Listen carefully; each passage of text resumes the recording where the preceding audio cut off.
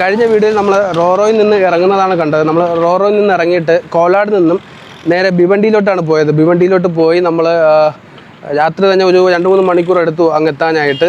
വെളുപ്പിന് മുമ്പേ അങ്ങ് എത്തി. അവിടെ ഒരു 3-4 മണിക്കൂർ രാത്രി ഉറക്കമില്ലാതെ നമ്മുടെ ലോഡിന് കാത്തിരുന്നു. കാരണം അവിടെ ഏറ്റവും കൂടുതൽ മോഷണം നടക്കുന്ന ഏരിയയാണ് ഭിവണ്ടി. ഡീസൽ മോഷണം പോകാതിരിക്കാൻ വേണ്ടി നമ്മൾ ഒരാൾ ഉറങ്ങാതെയാണ് ഇരുന്നത്.